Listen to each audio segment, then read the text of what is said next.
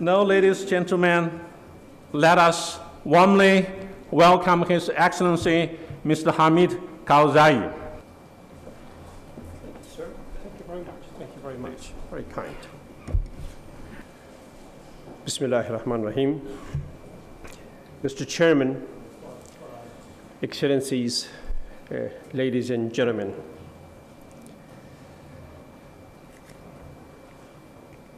It's a distinct pleasure for me to be here in Beijing today, this ancient, lovely city. And I'm also very grateful to Tsinghua University and to China's Foreign Relations Forum to have invited me here today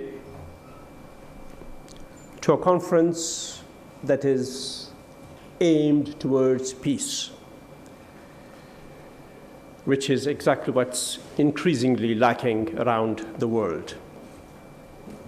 Since the conference is held in a university, and universities are places of open and frank discussion, I stand here before you, especially before the students, in that spirit of frank discussion.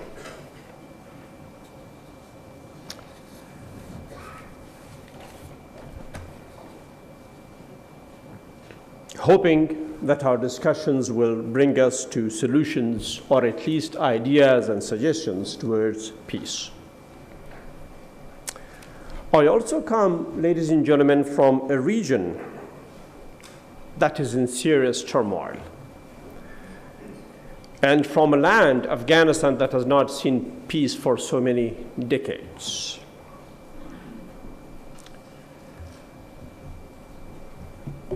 Many of you may know, during the years of the Cold War,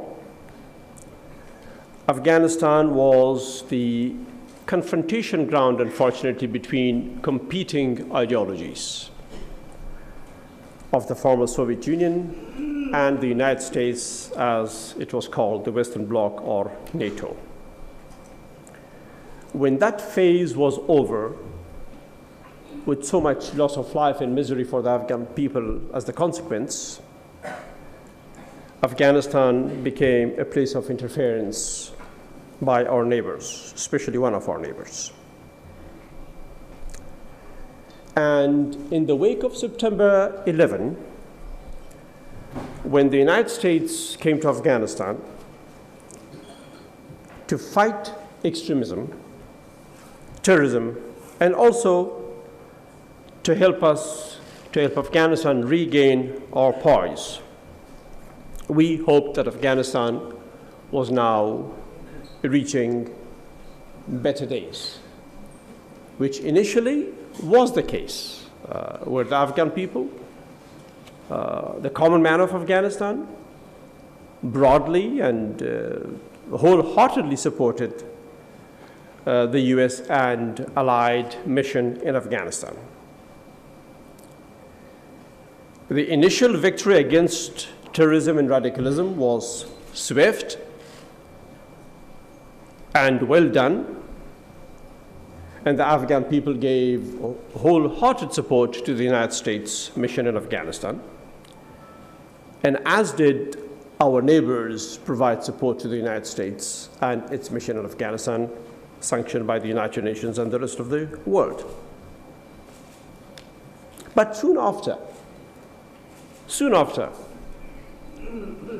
terrorism began to re-emerge, found sanctuary outside of Afghanistan, and from there it began to attack Afghanistan. The US added troops to Afghanistan, more fighting in Afghanistan, more misery for the Afghan people,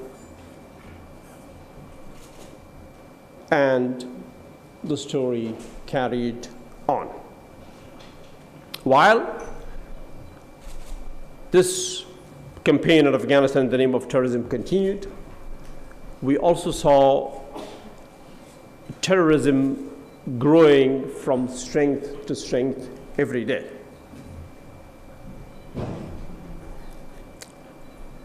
Now, where we are today, recent developments bring more worry. Earlier this year, you must have heard, many of you, the United States detonated the world's biggest non-nuclear bomb in Afghanistan, which they labeled as the mother of all bombs. I don't like to call a bomb a mother. Mother is a very kind being. So let's call it the worst bomb, the worst non-nuclear bomb, or the most destructive non-nuclear bomb, without a clear reason as to why. But ostensibly, they said this was done to attack Daesh, or the ISIL in Afghanistan, and to finish them. Unfortunately, within a few days, we saw that Daesh was not only finished, but it expanded. It went to the neighboring areas of the same place that the US had bombed, called Tora Bora, which is near Pakistan, on the Durand line, inside Afghanistan, which was the hiding grounds years before for Osama bin Laden and his Al-Qaeda associates. While Daesh itself emerged in Afghanistan towards the beginning of 2014, and in the full presence of the United States military in Afghanistan, of the US intelligence in Afghanistan, of the US activity in Afghanistan. It was after almost a decade of campaign against terrorism by the US and allies that Daesh also emerged in Afghanistan as a major terrorist force. Nobody checked the arrival of Daesh or the growth of Daesh in Afghanistan. So for 16 years, unfortunately, the US military presence in Afghanistan and its military activity in Afghanistan has failed to check the growth of extremism or terrorism, also bringing about somehow the growth of another extremist group called Daesh. And as the consequence, ladies and gentlemen, my country is rocked by bombs and violence every day. Afghans dying and suffering every day. Our neighbor, Pakistan, our very close neighbor, which remains a sanctuary, has also been unfortunately suffering as the victim of terrorism for as many years. And now, our other neighbor, Iran, has been attacked by Daesh. Just a few days ago, the Iranian parliament was attacked, and the shrine of Imam Khomeini was attacked. So, the tentacles of the disruptors of peace and those who pull the strings from behind or from the shadows have grown and have not listened. The three isms that the Shanghai Cooperation Organization hopes to check and defeat and roll back are now beginning to be seen as clear present dangers to the region and to the rest of us. This is a frightening scenario in which, especially in our region where there are abundance of weapons and nuclear weapons, and the growth of extremism and violence adds to the danger and thwarts every development paradigm. Concerns about irretrievable or long-term destabilization can indeed become real if we lower our guard. The fate of Syria, of Iraq, and of Libya should be a warning to us in this broader region. Meddling by powerful foreign elements in order to advance their interests and to hurt those they view as rivals, surely we must not allow to succeed in our region. It is my hope that the SCO, with addition of India and Pakistan as new members, will play a more proactive role as it is expected of it, to check the growth of extremism and of terrorism. It has the necessary resources, it has the manpower, it has the population, it has the growth, and the prestige around the world to be of help in checking the rise and expansion of extremism. In here, it is extremely important to note that China and Russia have a unique place in our region and in the world globally, and responsibilities within the SCO and outside of SCO to work towards peace and security in our region, and for economic integration, development, and the progress of our peoples. The ability of these two powers to work together and bring along the rest of the region with themselves around a joint program of action to this end can help greatly towards the stability of Asia and our closer region, and will address surely hotspots wherever they are around us. I'm sure that Afghanistan and the region around these two countries will join hands with China and Russia in checking this negative development. We know that it is not only Afghanistan, not only Pakistan, not only recently Iran, that is under attack by terrorism. We also know that Russia was attacked. We also know that terrorism affects China. And now Europe is attacked, Britain, France, and others. This is more the reason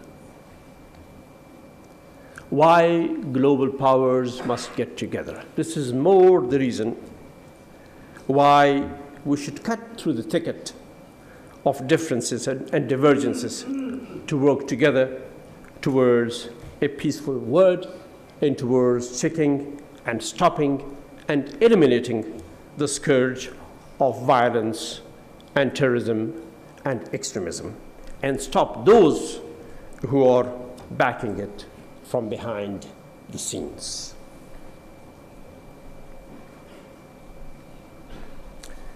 Of course, economic integration and cooperation is the hallmark of this region and the SCO, and I'm sure we will all, as we do, back the Chinese-led and the regionally supported One Belt, One Road initiative. This historic initiative, which aims to revive the glorious legacy of the Silk Road, cannot ignore bypassing Afghanistan. Here I'm speaking as Afghanistan. Afghanistan is the centerpiece of this arrangement in this region. It's historically been, when the Silk Road was active, a country through which these routes passed.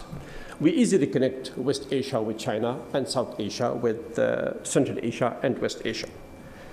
So we very much hope that Afghanistan's role and Afghanistan's relevance in this project will be kept in mind, and I'm sure that our close friend China is keen on, first, working for peace and stability in Afghanistan, and also working to make sure that Afghanistan plays its rightful and essential role in the promotion of the One Belt, One Road project. The Afghan people very much desire not only to be on board this project, but also to be active participants in this project. Now, ladies and gentlemen, America, we may remember, came to Afghanistan to fight terrorism and extremism. And as I mentioned earlier, in the early parts of its mission, the Afghan people gave it full support. When the Afghan people were backing the US mission in Afghanistan, and when the US had the full understanding of global powers and countries in this region, the understanding of China, the understanding of Russia, the understanding of Iran, the understanding of Pakistan, and of India, the mission went very, very well. Afghanistan achieved progress. Afghanistan achieved great heights in education, reconstruction, economic activity, and all of that. But somehow, the prolongation of the war, and in spite of the US presence, and in spite of the United States gaining bases in Afghanistan, gaining a bilateral security agreement with Afghanistan, increased insecurity and instability in Afghanistan and in the region, and the rise of Daesh extremism caused our neighbors to be suspicious. And also it arose the suspicion of the Afghan people, and consequently cooperation faltered between our great neighbors and the United States. Therefore, as is being considered and discussed in the United States, in my view, and I'm surely can talk on behalf of many Afghans in this regard, sending more troops to Afghanistan by the United States will not help achieve anything.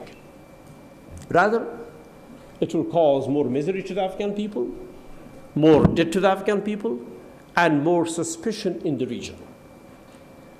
What we propose, what we suggest, is the following: that the United States engage with the region once again, that it explain its situation to the region, that it bring back on board China as a supporting power, Russia as a supporting power, Iran, and Pakistan and India, and explain the situation that it is in Afghanistan and find ways. The US must also explain to the Afghan people as what has gone wrong. Why is there more extremism? Why is there more terrorism? And find common ground with the Afghan people. And through that common understanding with the Afghan people, through a new compact with the Afghan people, and through gaining the trust once again of our regional and global partners, will the United States and its Western allies be able to achieve effectively a check on the spread of extremism, and hopefully for peace in Afghanistan. Ladies and gentlemen, Pakistan is one of our very close neighbors. When the former Soviet Union invaded Afghanistan, we were there in millions, just like we were in Iran in millions as refugees. We are grateful to the people of Pakistan for the help that they have given us. But please allow me to speak a few words about that relationship. We hope that Pakistan will play its role, and that it must play its role towards stability and peace in Afghanistan. That role is vital. But also we hope that relations between Afghanistan and Pakistan will be based on legitimate interests of both countries, and that such relationship must be based on principles of peace and stability and prosperity in both countries. And we also hope that extremism will not be used as an instrument of policy vis-à-vis Afghanistan, especially that today we see also the people of Pakistan, our brothers and sisters, are as much suffering, nearly almost as much suffering as the people of Afghanistan are. Now here, as we are talking today, as we have gathered here today, China's Minister of Foreign Affairs, Mr. Wang Yi, is arriving in Kabul, or has already arrived in Kabul, for talks with the Afghan government, and will also proceed to Pakistan for talks with the government of Pakistan. We very much support this effort by President Xi Jinping to launch a high-level dialogue between Afghanistan and Pakistan. We believe China has the ability, the strength, and the goodwill to do this. And I can tell you, surely, as an Afghan, that we back and support and trust China's efforts in making sure that there is a better relationship between Afghanistan and Pakistan, and that China will have our best backing in this regard. Ladies and gentlemen, it is my view our region as a whole will become greatly if the earlier, as I mentioned earlier, relationship between the US and the principal neighbors of Afghanistan can be restored. The US should also reassure the Afghan people that it is ready once again to play a constructive part in building bridges of common understanding with the regional powers. This, by definition, requires, with the regional powers, a definition for an urgent, serious, and sustained diplomatic effort with global powers and with our neighbors. Going forward, we hope the United States will put its hardest work in regaining diplomatic activity rather than detonating bombs. The US, which justifies its military presence in Afghanistan in the name of campaign against militant extremism, should also take concrete and urgent steps to reach a new compact with the Afghan people. That is the way to work for peace in Afghanistan and in the region, and against conflict and instability. In the absence of such an approach by the United States, by Washington, it will not be serving its stated purpose in Afghanistan or in the region, which is campaign against extremism or terrorism, because we have seen, in spite of all that, it has increased. So the way forward is cooperation with the region and a new compact with Afghanistan. I was in a conference a number of years ago here in China, where President Xi Jinping said, and I quote, "Security must be universal. We cannot just have the security of one or some countries while leaving the rest insecure. Still, less should one seek the so-called absolute security of itself at the expense of the security of others." This should be the international theme moving forward. With synergies established among the leading powers, a bridgehead to peace will be established, no doubt. And let us resolve to put an end to war and warmongering, and extend the frontiers of peaceful cooperation. Thank you, ladies and gentlemen. Very kind. Thank you. Thank you. Now, ladies and gentlemen, let us come to the interaction period. And because time is limited, altogether you can only raise or ask 2 questions. One person, 1 question. Anybody want to ask questions? Oh, that lady, please. Okay, good morning. My name is Zoon Khan, and I'm a student of the Department of International Relations, and I'm from Pakistan. Welcome. So it's a real privilege to hear you speak, Mr. Karzai. And I would like to start firstly with saying that when you resisted the BSA in 2011, the way the people of Pakistan felt about you, your ratings or the sentiment became exponentially positive. Because in Pakistan, we also believe that a lot of the resistance that the region is facing is because of foreign presence. And today, as I heard you speak, I think that's what was mostly resonating in your speech. So my question will be that we know that Afghanistan and Pakistan are very deeply interconnected. We prosper and perish together, let's just say that. And Pakistan has also been a victim of terrorism, just as you mentioned. So how do you see the impact of certain forces or certain countries that are aiming to isolate Pakistan in the region? If these efforts are successful, how does Afghanistan be impacted by these efforts? And secondly, I would like to also ask that the government in Afghanistan currently is not perhaps necessarily of the same point of view as you are. So if a government is not acting in per se national interest, what is the impact of that, and how should Pakistan work with this Afghan government? Thank you. Right. Well, ma'am, thank you very much. Thank you. Please sit down. Please sit down. There were 3 questions in your remarks. Of course, Pakistan is a very close neighbor of Afghanistan.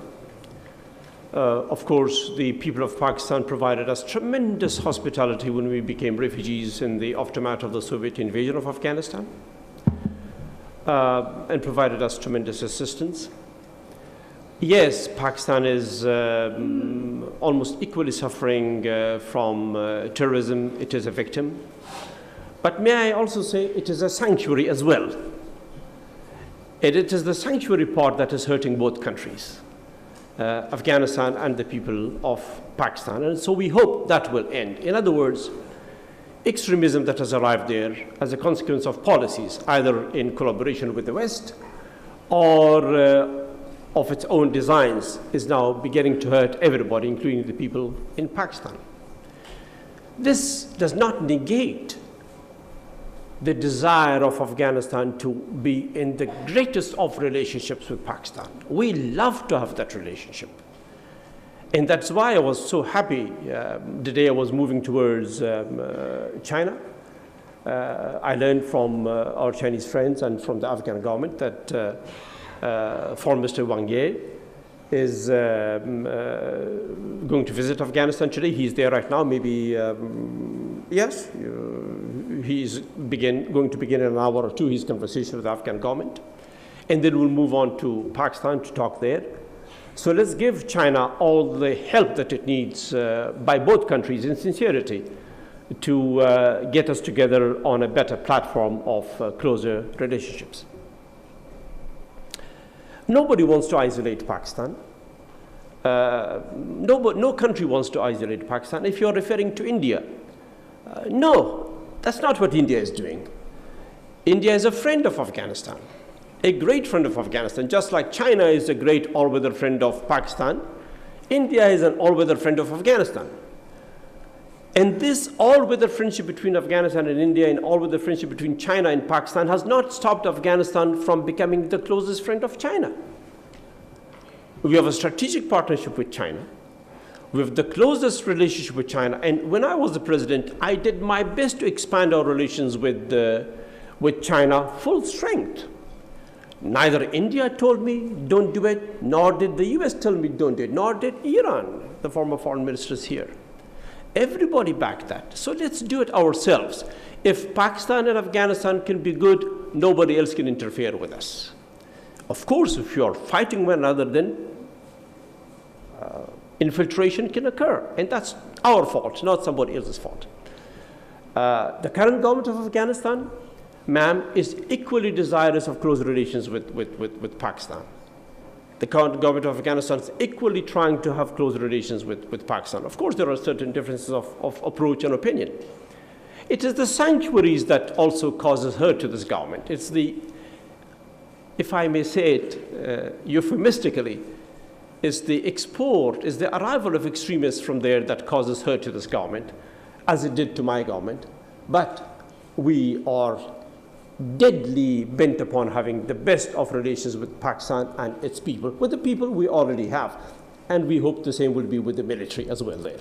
Thank you, ma'am. Thank you. Very kind. Well, last question. I gave the floor to the Austrian Ambassador Arena. Please. Thank you very much. Thank you very much, President Karzai, for a very interesting lecture. My question is on the development, the economic and social development in your country. I used to work on humanitarian assistance and development cooperation in the context of the European Union, and we all know that a lot of international support was given to your country in various forms.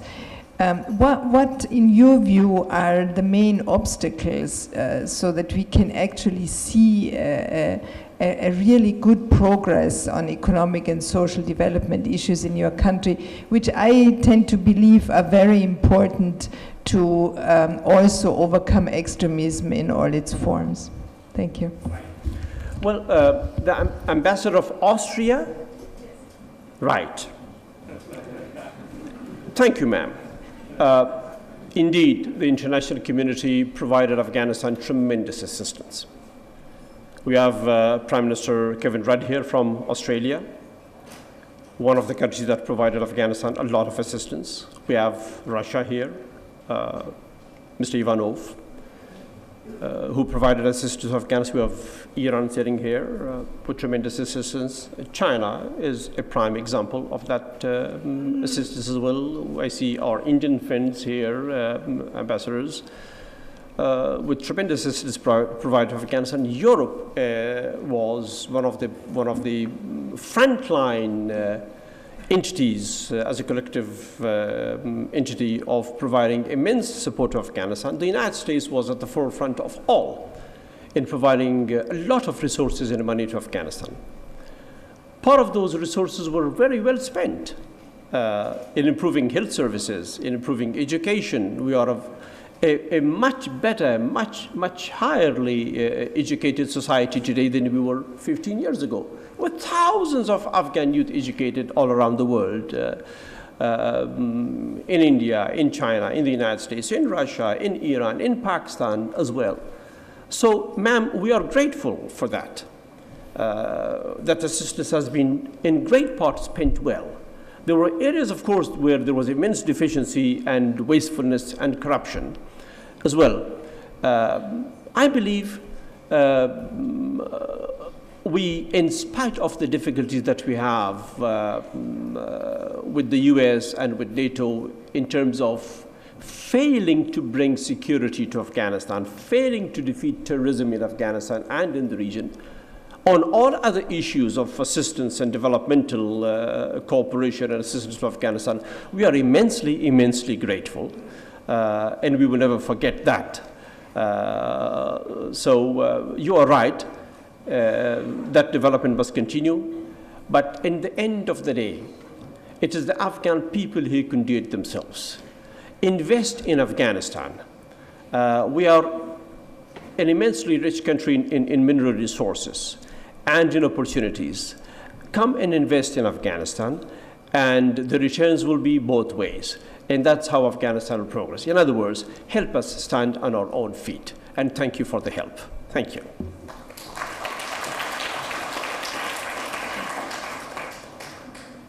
Thank you, Mr. Hamid, for your very clear and very convincing response.